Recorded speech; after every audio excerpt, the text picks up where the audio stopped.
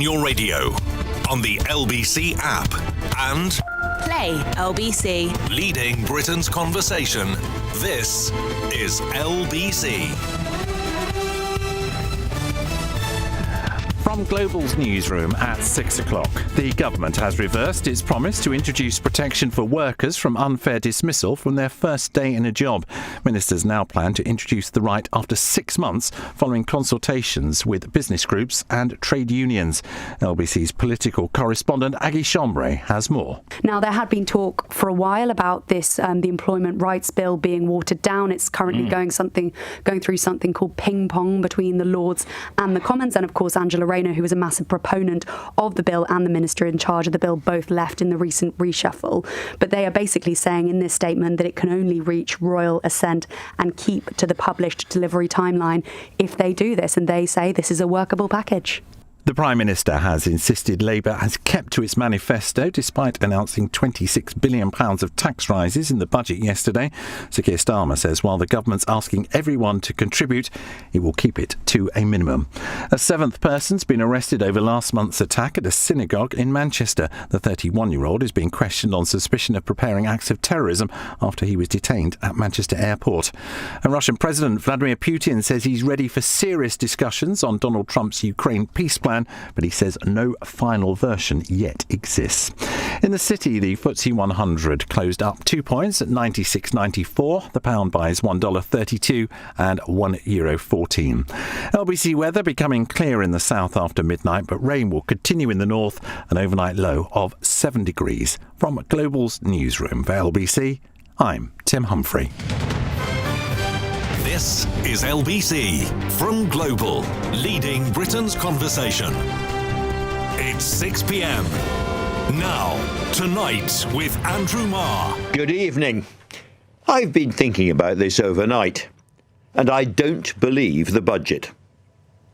I don't believe that Labour will, in the end, impose those big tax increases on lower and middle earners that freezing income tax thresholds imply in the run-up to a general election. Just don't buy it. It's too much like Keir Starmer putting a big "Don't vote for me" sticker on every Labour MP. The extra spending announced by the Chancellor yesterday, notably on the two-child welfare cap, comes in pretty quickly. But the tax rises are bunched a couple of years and 3 years ahead. It feels suspiciously like retail politics on the never-never. And although I'm pleased to see a focus on genuinely poor families, the government seems to have forgotten its own original story, which was all about growth.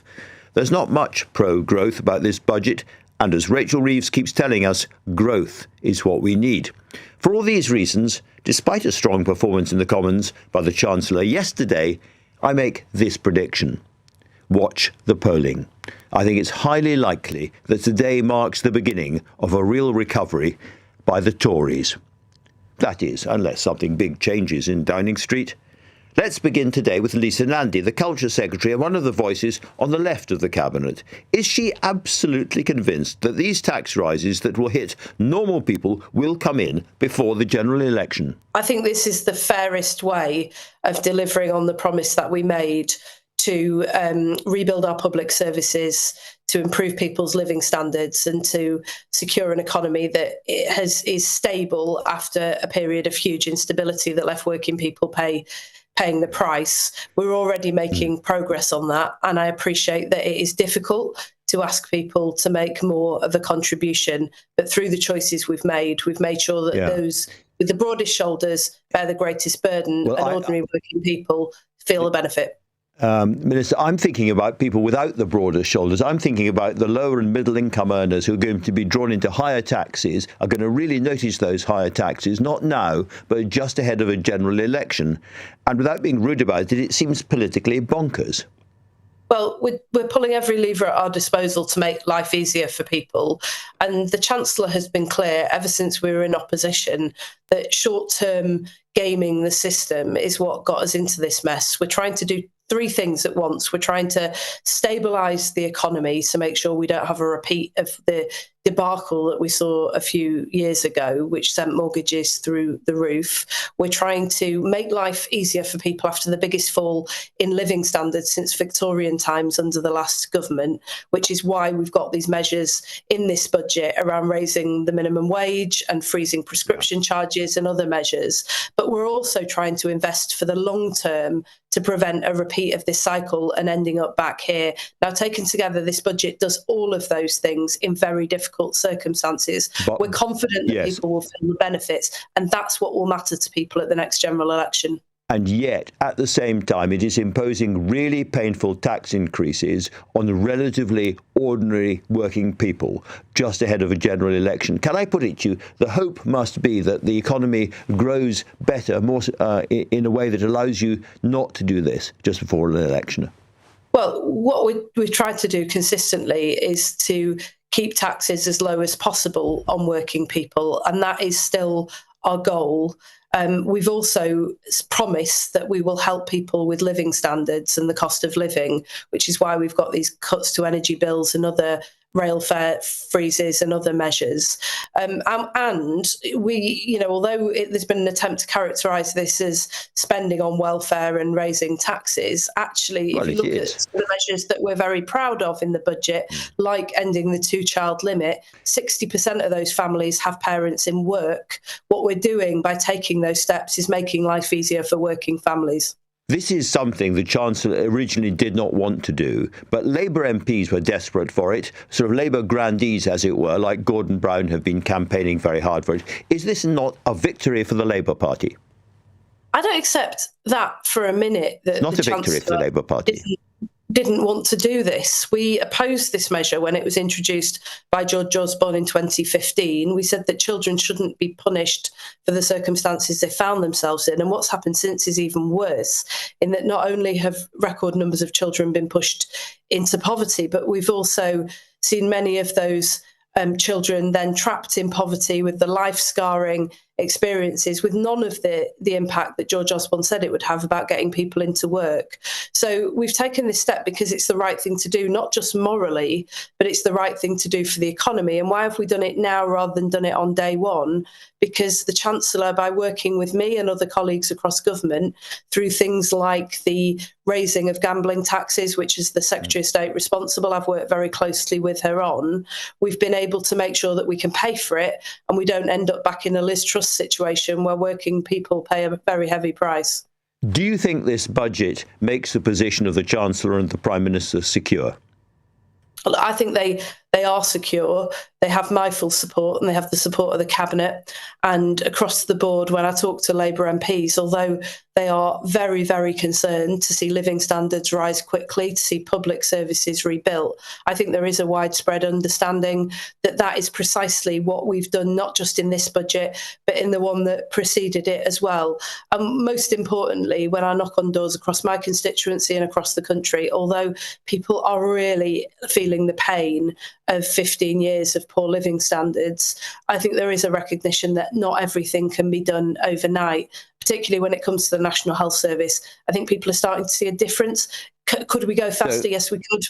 So you're happy with the direction of the government, the leadership, and there's no circumstances that you would support somebody taking on Keir Starmer and telling you it was time to move on? Absolutely none. I think we fought for 14 years for a reason to get into government, because as a much younger MP in 2010, I've had, like the Chancellor, 14 years of a ringside seats to see the devastation that a Conservative-led government did in towns like Wigan. I don't want to go back to those days. And this step that we've taken in the budget this week will lift more children out of poverty at one stroke than any government in history has done before. I'm very proud to be part of a government that's done that, led by a Prime Minister and a Chancellor who've made it a personal choice and a political choice to take the tough decisions necessary to make that happen. And would some kind of coup or move against the Prime Minister at this point be so destabilising it would ruin the government? I think the problem is what that does to the country. We saw huge amounts of instability caused by a Conservative government that was interested largely by the end of their time in office only in themselves, and frequent changes of Prime Minister, a real lack of accountability to the country, and people who came in one after the other and refused to meet any of the promises that they'd made and deliver for the people of this country. When we got into government, we promised that we would change all of that. That's what we've set about doing. And I can tell you honestly, as a member of the Cabinet, I wake up every single day, like my colleagues, relentlessly focused on how we can change the lives of people in this country, not how we can move deck chairs around in the Labour Party. The Department for Business has just announced that the government is giving in or caving into business pressure on the workers' rights agenda. It's no longer going to be possible to claim unfair dismissal on day one. You're going to have to wait for 6 months.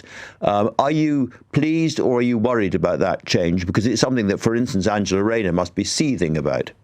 Well, I think it's the right thing to do, because you'll probably know, Andrew, that we'd reached something of an impasse in the House of Lords around this issue of not of day one rights. There are still day one rights contained within the legislation for all sorts of things, including paternity leave, but day one rights around unfair dismissal. It's what we've done is get what we promised to do, which is to get trade unions and business leaders in a room to reach a compromise. They have reached a compromise on 6 months. What that will do is take rights to unfair dismissal, the wait for that, from 2 years to 6 months. So you'll no longer have to wait for 2 years. When this legislation is passed, you'll be entitled to them after 6 months. I think that's a reasonable and a fair compromise. As a proud trade unionist, I want to see us upgrade rights for working people in this country, and I've wanted that for a long time. But I'm confident that this bill will do it and represent a significant step forward to give working people the security that they've been denied for too long. Lisa, Nandy, thank you very much indeed for that.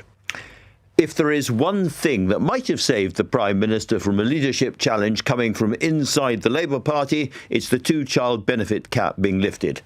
But what actual effect, because this is far more important, will it have on families around the country? Britain's leading expert in child poverty is Professor Sir Michael Marmot, and he joins me now. Sir Michael, great to have you on the show. First of all, your reaction to the budget. I look at everything through one lens, the likely impact on inequalities in health. And that's what I was looking for. And there was a lot to look for. If we look at what's happened, in my 2020 report, I charted the fact that child poverty, after housing costs had gone up from 27 to 30%, went down a bit with the pandemic, with what the Chancellor did, but then went up a bit. It's now about a third of children, 4.5 million children in poverty. In absolute poverty, destitution, 1 million children living in a state of destitution, doing without two or more of housing, heat, light, food, clothing, toiletries. Wow. Secondly, the previous government cut funding to local government in a regressive way. The poorer the area, the steeper the cuts. Thirdly, people on universal credit, according to the calculations by JRF and the Trussell Trust, get 70% of what they need to meet the cost of essentials. So we're talking about people in real destitution here. Lots and lots of commentators hate this budget for one reason or another. The tax rises, more spending on welfare and so on. But from your perspective, thinking about poverty and thinking about inequality, this is quite a good budget. Well, so the big thing, of course, is the two-child benefit cap, getting rid of it. The estimate is that 350,000 children will be taken out of poverty. There would have been another 100,000 during the life of the Parliament if it had been kept, and they won't go into poverty. 450,000 children. Another 700,000 children will be prevented from falling into deeper poverty. That's pretty good. Now, given that there are 4.5 million children in poverty, it's pretty good, but we've got a long way still to go. It's a long way still to go. Well, let me just ask you directly what critics of this would say, which is that there are huge numbers of people working flat out and still unable to make ends meet, and they're going to be taxed more heavily to pay for people, many of whom are not working at all and who have chosen to have more children than they can actually afford, and therefore that is unfair. Well, the majority, I think the figure's 59% of the people who are affected by this cap are in households where at least one adult is working. They're working. So these are the working poor. The working poor. And we know that people in poverty, it's about 2/3 are in working households. So it's not the case that people are sitting just at home watching television. They're not sitting at home.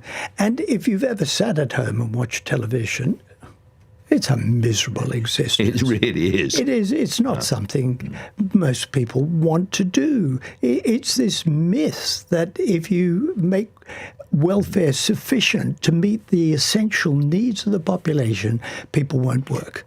People work for other reasons. Looking ahead, because we have to look ahead as well, what does this do for a country where we don't have enough people coming through the education system well educated? In other words, things like breakfast clubs at schools, getting a bit of more money into the household, is that going to help produce the next generation in a way that will actually sustain the rest of us?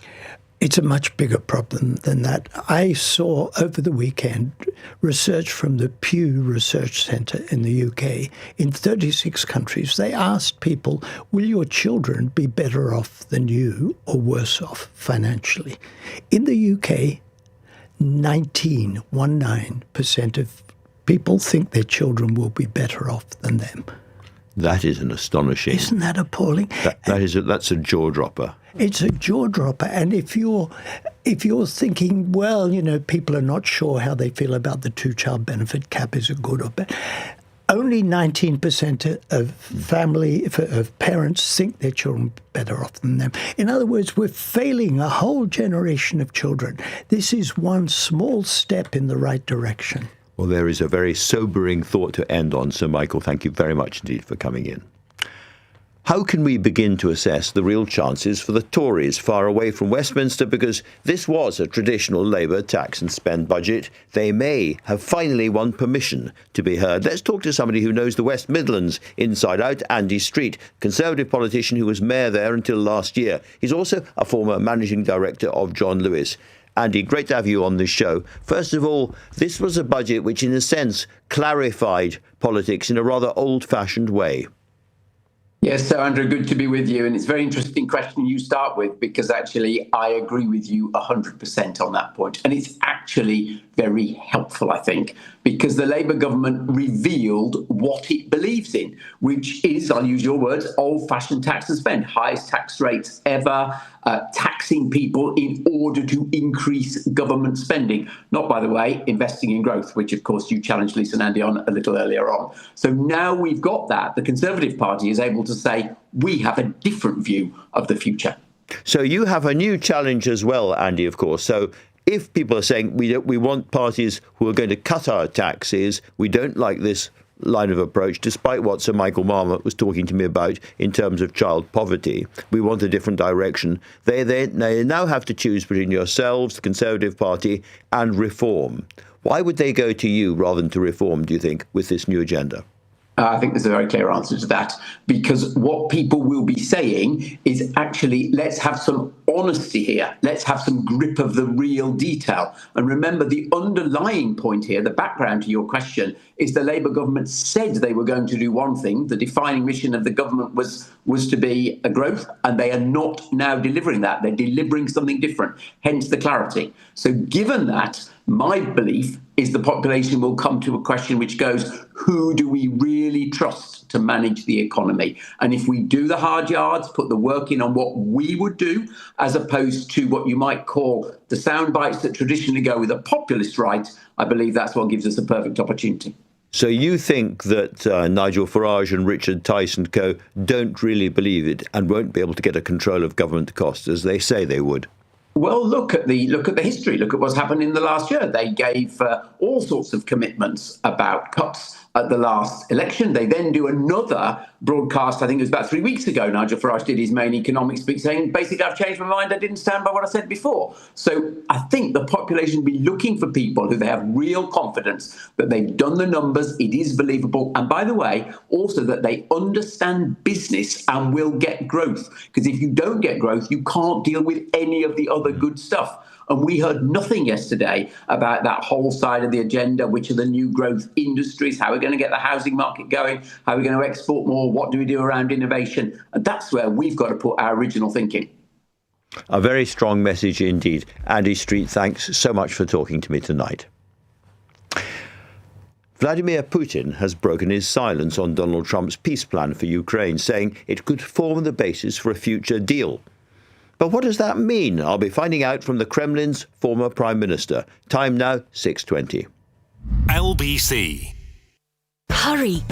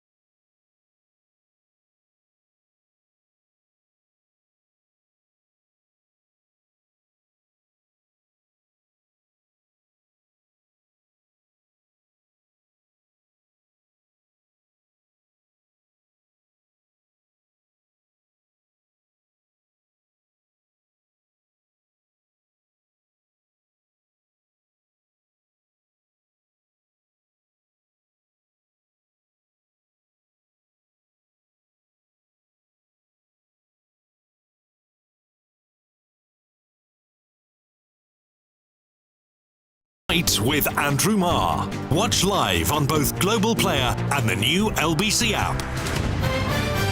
6:22. Vladimir Putin said earlier today that the Trump peace initiative for Ukraine could be the basis of a deal and that Russia is ready for serious talks. He also insisted he does not have any aggressive plans towards Europe, calling that a ridiculous idea. So what does he really mean? Well, let's put that very question to my next guest, Mikhail Kasyanov. He served as Prime Minister under Putin for 4 years at the beginning of the century before challenging in the 2008 presidential elections and later setting up an organization called For Russia Without Lawlessness and Corruption. Well, that led to him being denounced by the regime as a terrorist and an extremist. He spoke to me from exile in Latvia and gave me his reaction to Putin's press conference this afternoon. Yeah, that's absolutely clear. He very much satisfied that the plan, or just the list of Putin's wishes, accepted by Europeans and by President Trump and by Ukrainians, as basic for negotiations, and that is a victory for him, and he quite satisfied with this. Of course, he will be saying a lot of we can change, we clarify, and we need more, etc., etc. But he wanted his proposal, his draft would be a basic for negotiations, and he got it. You know, just in Geneva, Ukrainian delegation with the US representative just reduced it from 28 points down to 19, but still, that is the basic document, that Putin's document. And he is quite satisfied with this. Of course, he is mixing up some kind of things he managed comment today on a battlefield, mixed up just names of the different towns in Ukraine, etc. But doesn't matter much. He demonstrates that he is not ready for any concessions. You know him. Did this look to you like a man who thinks he is winning and maybe has won? Yeah, he looks like he on a right track, and he already gets some success, and he believes that he will be able to achieve something else.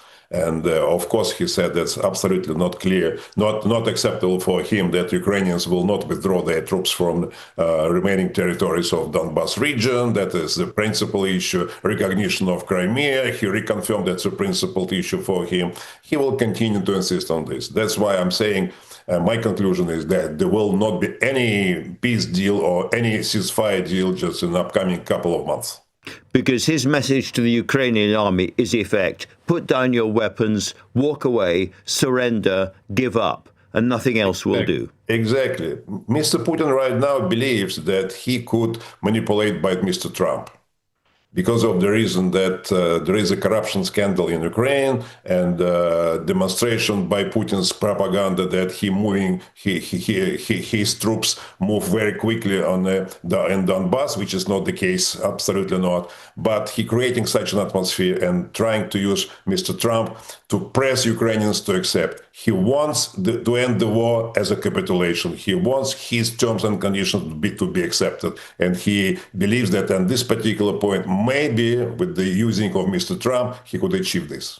And if he does achieve this, what does it mean for the rest of Europe? He said today that he thought ideas of him wanting to attack other parts of Europe were ridiculous and nonsense. Yeah, that if he succeeds in this, it will be disaster for the whole world and for Europe in particular. But in fact, that what he's saying, I'm not going to attack European countries. That's absolutely you shouldn't take it seriously. And in fact, you can even take Mr. Trump's comments on that. He said just the Putin giving concessions. No single concessions has been given. The aggressor continue the war of attrition, believing that he will win this, and he is giving not real concession. Mr. Trump said that he promised not to attack European countries, not NATO countries. What is concession? That is. Serious government in Europe, I'm sure, in the United States cannot accept such concession and such a peace deal. There's absolutely encouragement of aggressor to continue the war. This encouragement of aggressor just to forget about impunity. Impunity, that will be just something what Putin wants. And one of those 28 points that was absolutely the mercy for all the people. That is it's like nothing happened serious during these 4 years of just dramatic war. That is absolutely unacceptable list of these wishes.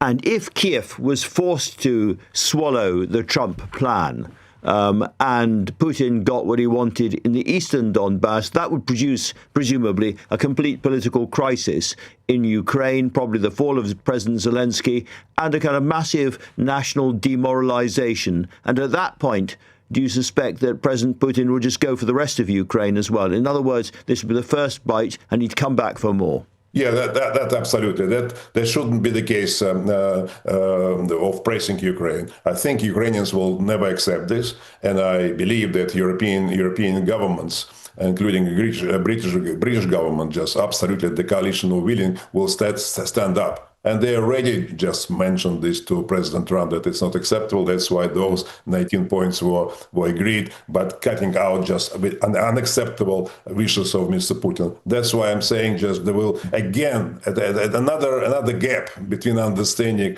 between Europeans and Americans what this war is about. Because just Mr. Trump and his team, they believe that two presidents or two leaders just create facing problems and try to resolve it. That's why they have to give concessions. Yeah. But one side under pressure, other one just under little pressure, but no concessions giving for this negotiation. None at all. And you're speaking to us from Latvia, and I know all around the Baltic republics, they are preparing defences across their front lines. If Putin was successful, where would he look next? Do you think it would be to the Baltic republics? Exactly. The next step would be Moldova. That will take them 1 week just to finish Moldova, and then there will be a provocation, not necessarily just the tank brigade, but something serious will happen just on one or another Baltic state. Yeah, that's absolutely the case. And here in the Baltic states governments, they completely understand that, and they're making some kind of preparation for that. If we go down this dark route, does that lead inevitably to full-scale war or confrontation between NATO, the Western Europe on the one hand, and Russia on the other? If Ukraine falls, which is I don't believe and cannot imagine that could be a case. But if it happens, let's presume this as a potential scenario, as you're asking me, speculation here. In this case, definitely there will be aggression. There will be aggression, and there will be, I would say, the war, European much more scale war in Europe. It's a very, very frightening prospect. Thank you so much for talking to LBC tonight. Thank you. Mikhail Kasyanov there. Now, each of us will look back on our lives to reflect on our own mortality, but few have looked at it quite as closely as the globally renowned author Sir Salman Rushdie. I'll be speaking with him in just a few minutes, but the time now is 6:30, and Tim Humphrey has your news headlines. Ministers have abandoned plans to give workers protection against unfair dismissal from their first day in a job. It will be introduced after 6 months instead, marking a major U-turn on a Labour manifesto promise. Vladimir Putin claims Russia is ready for serious talks about a peace deal with Ukraine. The Russian president insists there are no final versions of Donald Trump's brokered plan, though. At least 83 people are now known to have died in a huge tower block fire in Hong Kong. Flames engulfed 7 apartment buildings, leaving hundreds unaccounted for. LBC weather becoming clear in the south after midnight, but rain will continue in the north, an overnight low of 7 degrees. This is LBC. Aye.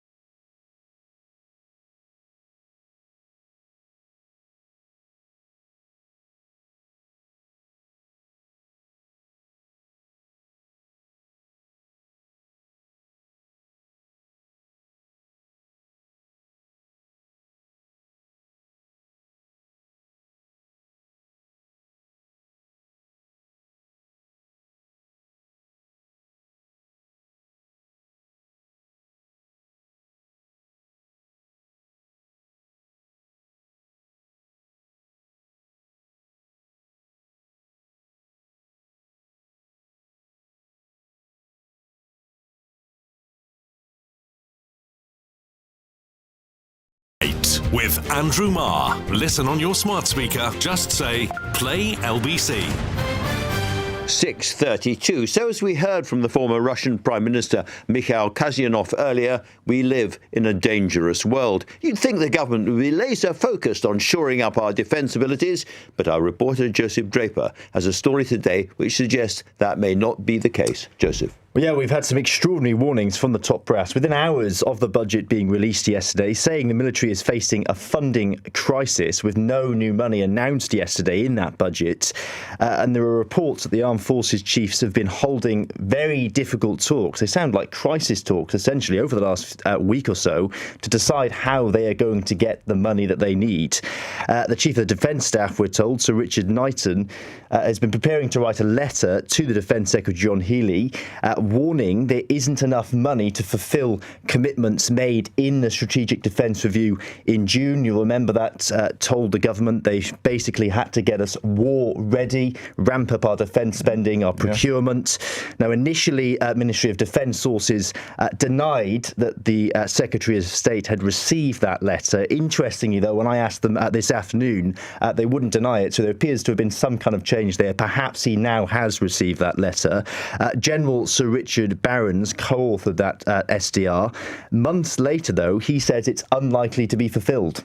It's still not been done because they are really struggling to make the demand signal reconcile with the amount of money they've actually got over time. And I think that's essentially becoming a crisis now. The costs have gone up. Some delivery has fallen behind and become more expensive. All of those things combined means that what Defence is finding out is when it looks at its 10-year programme across the Army, Navy, Air Force, it can't make the sums add up. And we were told by the MOD, weren't we, last week, there would be no return to the hollowed-out armed forces because of decisions that the Chancellor was going to make in this budget. But I only heard reference to defence, I think, once. As I say, no new spending at all. General Barons says that hollowing out is exactly what's happening, with the priority on welfare spending putting our national security at risk. That is a decision to do that rather than put more money into defence sooner, despite the fact that the government's own analysis and the views of people like me suggest that that is a very risky thing to do. So we should recognise that is going to relegate UK influence as well as our defence and security over the coming 5 years. Now, Andrew, the MOD told us they were absolutely committed to that SDR, backed by the largest sustained increase in defence spending, they say, since the end of the Cold War, hitting 2.6% of GDP by 2027. They are in a very awkward position, though, when their own military chiefs appear to be saying something completely different. It does sound completely unacceptable. Joseph, thanks very, very much indeed for that worrying report. Now then, what is more important than a budget? I'll tell you. It's life and death, how we think about our own mortality and the shape of our lives. I was joined a little earlier in the studio by the man regarded by many as our greatest living novelist, Salman Rushdie, whose new collection of stories, The 11th Hour, deals with, well, let's just say the later years, looking back and the shape of a life. You reach a point when you realise that what lies ahead is shorter than what lies behind. And yes, it does make you reflect on what your life has been and what the life of your times has been. You know? And this book really arose from those considerations. And did that come, I have to ask this, from the awful attack on you? Yeah. And the near-death experience? Well, in part, yes. I mean, I think, that certainly, it gave me a good look at the end of the story. So it's some combination of that and just getting older. But I was very determined that the book was not going to be ponderous. You know, there wasn't going to be one of those books that tells you we're all going to die. You know, I wanted it to be enjoyable, and playful and funny. When I imagine the final stages of life, the final few years of life, I imagine sitting on a balcony or a veranda with my back to a wall, looking out at the world, which is how your first story begins. Yes. Some years ago, I was in South India. I was in Madras, Chennai, and I met certainly one old gentleman who was exactly like the two characters in the story. He was very old. He was fabulously grumpy. He complained about everything, including being alive. He complained about his family. He complained about the number of small children there were running around. He complained about the food. Everything was unsatisfactory. But he did it in a way that was completely delightful. He was charming. And I thought that was a place to start. And I have read that the South Asian tradition of fiction or storytelling includes many kind of grumpy old gits, as it were, in a way that the European tradition does much. Not, no. I mean, the old tend to be discarded in European fiction. But in India, old people have a stature and they exploit it in old age. It's not just grouchy old men, it's grouchy old women too. Jumping to one of the other stories later in the book set in Cambridge, it appears very much based on, you had the extraordinary good luck to know E.M. Forster at the very end of his life, a man, born deep into the Victorian world and still going, and you, I think, played croquet with him, but you knew him. He was surprisingly approachable. He used to like it if students came up and said hello, and when he discovered that I had an Indian background, he became extra friendly towards me because India had been so important in his life. His rooms at King's were full of Indian memorabilia all over the walls. And he was very sweet to me. When I sort of shyly confessed that I might try and write something, he was extraordinarily encouraging, and I've never forgotten it. And we should explain to people that this is a ghost story, basically, whose narrator, whose main character, is literally sort of vanishing. disappearing into the mist, the sort of cold Cambridge mist, bit by bit. And I wondered if that, in a sense, is also a metaphor for what happens in older age. People start to look through you rather than at you. So it sort of is. And the funny bit is that I hadn't intended him to die. I'd thought that the story would be about this eminent old gent and his unlikely friendship with a young student. I thought that it would be a story about improbable friendship. But then when I sat down to write it, I found myself killing him in the first sentence. And so it's still an improbable friendship between an old gent and a young student, but the old gent happens to be dead. There's also a lot about language and about storytelling, something you have written about and spoken about a lot. But there's an extraordinary moment in one of the later stories when language herself becomes a character. Yes. And this is set in a land, feels a bit like Italy, but where the word no has been banned completely.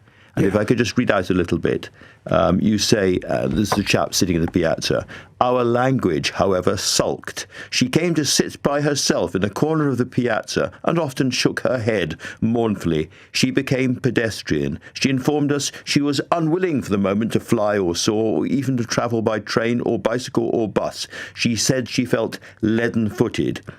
And I wonder whether that is also you writing about the sort of self-censorship of modern times, so-called woke language. We can say this, we can't say this, we can't say this, we can't say that. Yes, it was just about the various authoritarian pressures upon speech, which can come either from people in power, or it can come from peer group pressure.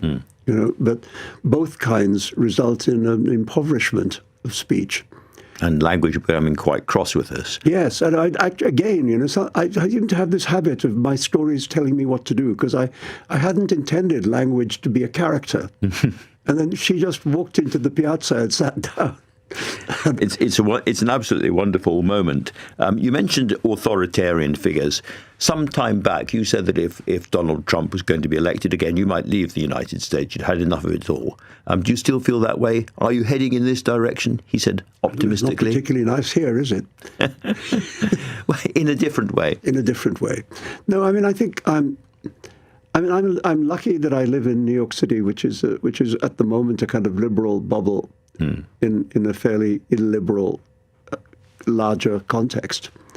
And, there's been some quite enjoyable developments in New York City of late with the election of this young mayor and so on. You feel kind of okay in New York, but I wouldn't feel very happy in certain other parts of the country. What do you think, not just Trump, but the MAGA movement is doing to culture, the variety of culture? Well, I think it sees culture as the enemy.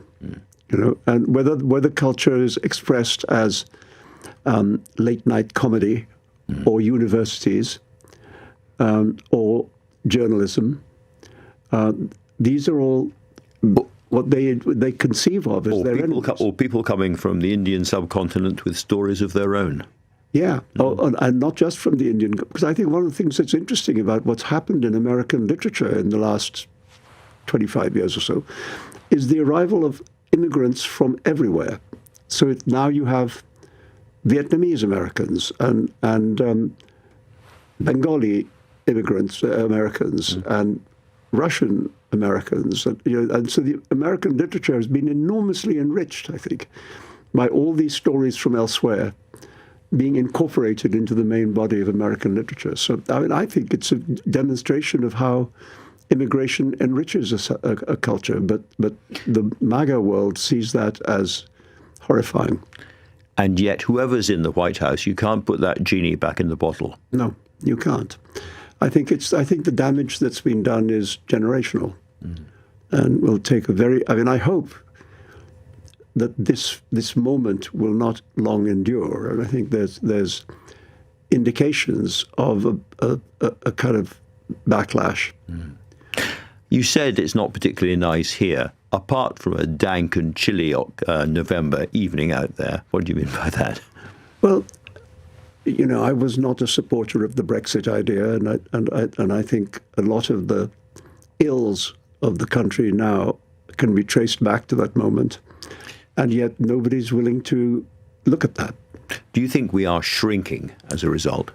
Yes, and shrinking also not just physically, but I mean obviously economically, but also in our estimation of ourselves. You know, I mean, there's a sense in which it needed to happen because England was always this small island which ended up somehow accidentally ruling a very large chunk of the world, and the end of the empire needed some rethinking. And so there's an extent to which that's okay, that it needed to happen. But the rise of prejudice is what's shocking to me. We've had a recent example with Nigel Farage, who leads the Reform Party, being confronted with some of the things he said to fellow school children when he was at school, and they're pretty horrific. Do you think that kind of, frankly, casual racism, which used to be around in the 1970s, is coming back? I think to some degree, yes. I mean, I can remember having some of that kind of casual racism aimed at me when I was at boarding school. And it goes very deep. You never entirely forget it. I mean, you get past it. I mean, I don't really. It doesn't bother me anymore. But I've never forgotten it. You were, I think, back in the day, a Labour man. Are you disconcerted? Are you disappointed by a lack of ambition in the Labour government we've got now? Not just in terms of looking out to Europe, but that obviously as well. Yeah, I mean, I think I would still, if I was in a position to vote, that's where I would cast my vote. But I think it's stunning how rapidly this government, which arrived with a huge landslide victory, has lost all that momentum. That's pretty impressive to become so unpopular so fast. Let me ask you about the novel and about our attention spans. I'm sitting here with a smartphone, so-called, sitting on the desk, and there are lots of devices inside that which drag my eye over and encourage me to focus on something for 5 seconds at most. A novel takes a little bit longer. Do you concern that do you feel that the attenuation or the diminishment of attention in our brains because of our technology is driving people away from proper, big, well-told stories? I mean, people say so. I'm not sure that that's true. I mean, some of the most successful novels of recent years have been really long. We were talking about Kiran Desai's new novel, which is 700 pages. Absolutely, The Loneliness of Sunny and Sonia. Success. Yeah. I mean, I was rooting for it to win the Booker, but there we are. I mean, I still think it's a masterpiece. And a few years ago, there was Hanya Yanagihara's novel, A Little Life, that was actually even longer. So I think if you do it right, that desire for a kind of Dickensian scale, the big canvas, the highly populated fictional world, people still like that. People never do what they're expected to do. So do you see a sort of turning away from the world of screens and AI and big tech back to different traditional kinds of storytelling? I think there's some things that, for example, there's this talk about banning smartphones and things from schools until later in the teens. I think those kind of things should be really seriously discussed because reading like everything else is a habit, and it needs to be formed. I mean, I was very lucky in that I came from a household where it was made natural for me to read a lot, and I was very much encouraged to do so, even if what I was reading was a Superman comic. Was somehow inappropriate. I wasn't only told to read good books, I was just told to read. And once you've got the bug, once you've formed that habit, it stays with you for a lifetime. Would you like to see a world in which people under 16 did not have smartphones? Yes, I think so. Because then they would turn to books. Let's go back to where we started this conversation, which is you are looking back over a long and extraordinary life, and this new collection of stories reflects on all sorts of aspects of it. Yeah. You've had a remarkable life in all sorts of ways you would not have wanted or expected, including the fatwa, including the attack. Overall, do you think it's been a lucky and happy life? Overall, yes. I mean, I think I've been very fortunate as a writer that from quite a young age, I mean, I was 33 when Midnight's Children came out. Wow. And from then onwards, I've been able to live by my pen. Many wonderful writers couldn't say that. So I've been fortunate that I formed a readership young and that it's kind of stayed with me. So that's very interesting. So it's been a life constricted in ways we all understand, but also a life of great freedom. Yeah, and I've had a pretty good life. I have good friends. I'm fortunate in my private personal life at the moment, and so there's a lot. I mean, I would say it's been a good life. It's been a good life with a few hiccups in it. A few hiccups. So Salman Rushdie, thank you very much indeed for talking to LBC. Thank you. And you can find my full interview with Salman Rushdie on LBC's YouTube channel. It's that time of week again, however, when I'm joined by my brilliant political panel, I should say, as we look back at the week's biggest political stories. And no story has been bigger than Rachel Reeves' much-awaited and much-leaked budget. Time now, 6:50. Coming up at 7 on LBC, Ian Dale. At 9, is it time to introduce conscription? At 8, how can Britain's broken housing market be fixed? But first, at 7, how has the budget affected you personally? Are you better or worse off? Ian Dale at 7. Listen on our free Global Player app or our new LBC app. At Lathwell.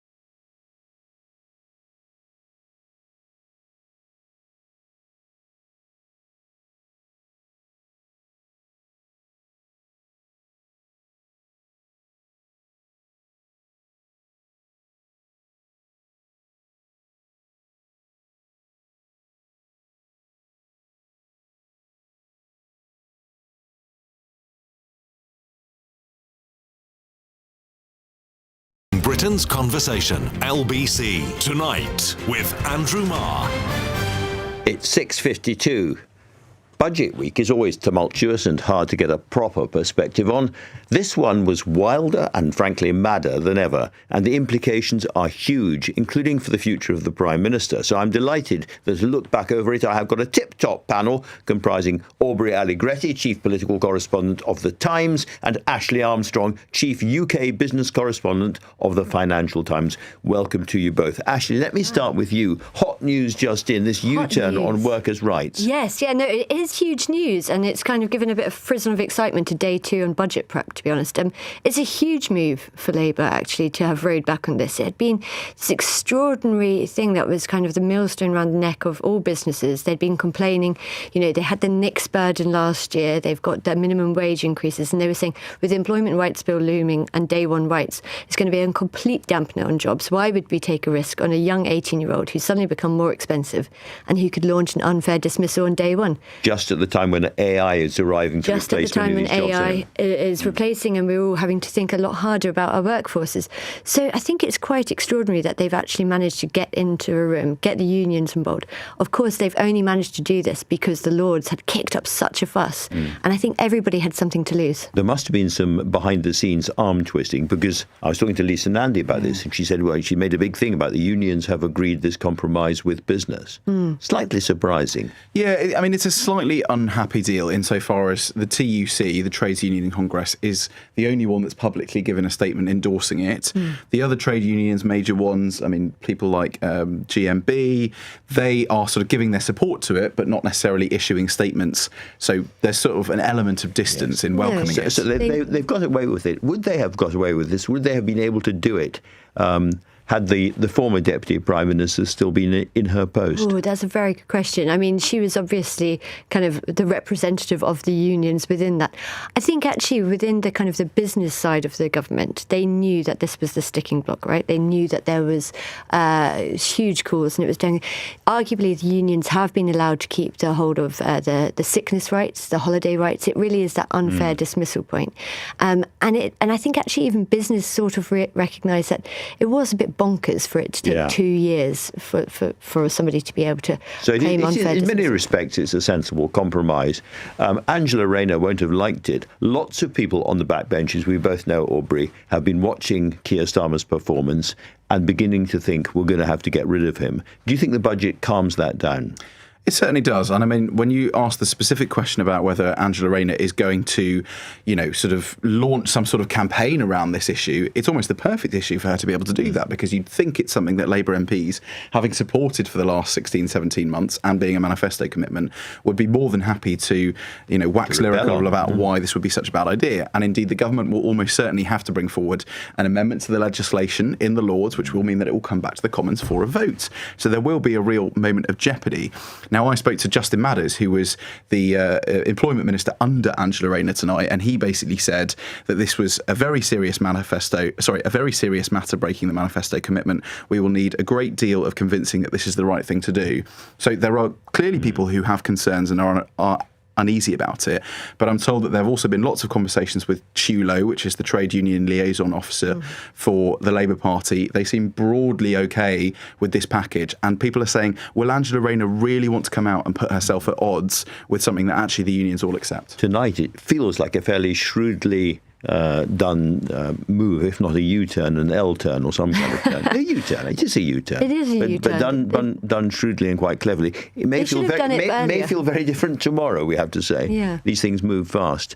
Overall, business reaction to the budget, 75, 80% negative? I'd say so. Actually, the IOD did a poll saying exactly that, actually. Forth is kind of saying that it was negative, and actually more negative than they polled last year when there was the Nix raid. I think generally, I wrote today that, business leaders, overwhelmingly, it was like it's the least bad. It didn't rock markets, it didn't break things, but basically the most positive thing that they could say about it was that they escaped taxes that they thought were coming, and there's no levers for growth. And clearly some of the people cheering this budget, including from the banking sector, had done deals beforehand, Aubrey. Yeah, it certainly looks like it. Obviously, some of the much more kind of punitive measures in terms of the bank levies that were trailed as possible options didn't materialise. The horse racing industry has also escaped being, severely punished by the new gambling tax. So there are people who will be breathing a sigh of relief. But that's classic Treasury choreography, to sort of march people up to the top of the hill. Then when you march them halfway back down, they kind of go, OK, well, at least it wasn't as bad as it could have been. So all things considered, it's gone down relatively well amongst Labour MPs. And what do we both think about the overall narrative that you get from every commentator, which is basically what's happened, is that they have lifted the two-child cap to please Labour MPs who would otherwise be rebellious, but by doing that they have completely hacked off the electorate because of these tax rises coming. So in other words, they've a short-term gain for a really serious long-term problem. Yeah, the spend now, pay later idea. Yeah. No, I think that's completely right. It's there's not much in there for kind of the everyday working person that was meant to be defended by Labour, right? That this has nothing in it for working people. It does inflate the welfare state and it pushes everything to the backload. To say that, real household disposable income is going to rise by 0.5% is slightly meaningless insofar as that there are going to be lots of other things that affect people. And so, I think Rachel Reeves will be...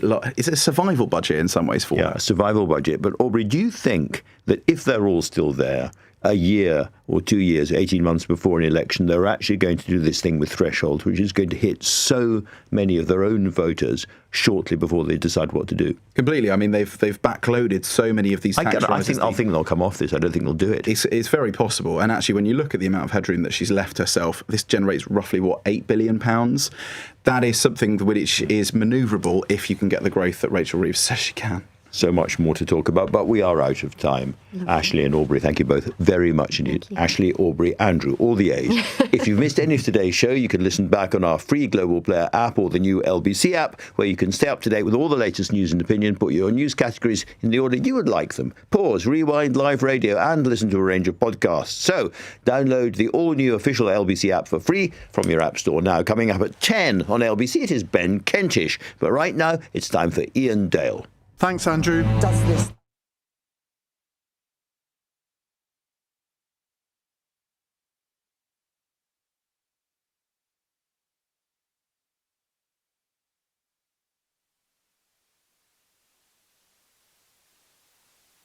There will be people listening now who will be a hell of a lot better off, and others a hell of a lot worse off.